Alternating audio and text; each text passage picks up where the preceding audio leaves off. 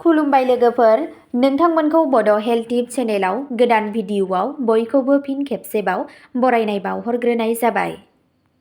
आं दिनै नोंथांमोननि सिगाङाव गुसथि गावनायखौ फाहामनो थाखाय माखासे नखरारि राहाफोरनि बागै भिडिअ' लानानै फैदों।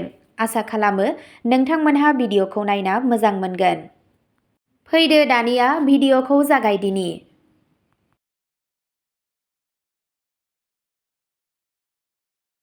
नोंसोरनि गुसथिया खनले रानलाङो नामा?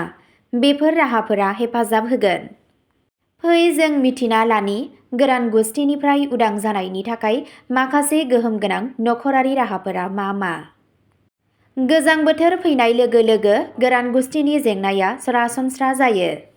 बोथोर सोलायनाय, दैनि आंखाल एबा साननि सोरांनि मोगा-मोगि जानायनि जाहोनाव गुसथिनि सिदोमाया जोबलाङो, जायनि जाहोनाव गुसथिया रानलाङो आरो गावो। गोरान गुसथिया नोंथांनि महरखौल' गोहोम खोख्लैया, नाथाय सानाय, आलौनाय आरो थै गनाय बायदि उसुबिदाफोरबो सोमजिहोनो हागौ। बे जेंनानिफ्राय रैखा मोननो थाखाय सुबुंफोरा बायदि रोखोमनि लिप बाम आरो केमिकेल दिहुनथायफोर बाहायो, नाथाय मोजां जाया। बेनिखायनो दिनै जों नोंथांनो माखासे नखरारि राहाफोरनि सोमोन्दै खोन्थानो थांगासिनो दं, जाय नोंथांनि गुसथिखौ सिंनिफ्राय थाजिम होनो हागौ। फै जों मिथिना लानि गोरान गुसथिनिफ्राय उदां जानायनि माखासे गोहोम गोनां नखरारि राहाफोरा मा मा। गिबियावनो दङ नारिखल थाव। नारिखल थावआव मोननाय मिथिंगायारि फेटि एसिड आरो एन्टिअक्सिडेन्टआ गुसथिखौ मोदोम खालामनायाव मदद खालामो आरो गोरान आरो गावनाय गुसथिनिफ्राय रैखा मोननो हायो। नोंथाङा सानफ्रोमबो हराव उन्दुनायनि सिगां गावनि गुसथियाव नारिखल थावखौ एसे फुननो हायो। बेबादि खालामोब्ला नोंथांनि गुसथिया गुरै आरो जोंथि जागोन। नैथियाव दङ बेरेमोदै आरो लेबु। बेरेमोदैया मिथिंगायारि मयश्चाराइजार महरै खामानि मावो। बेनि गेजेरावनो लेबुआ थैनाय बिगुरखौ बोखारनायाव मदद खालामो।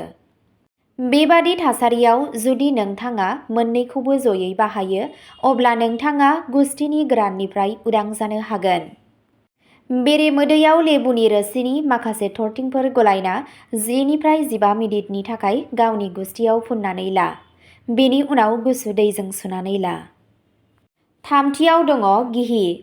गिहियाव माखासे गुदि मुवाफोर थायो जाय गुसथि गावनायखौ फाहामनायाव मदद खालामो आरो गुरै खालामो।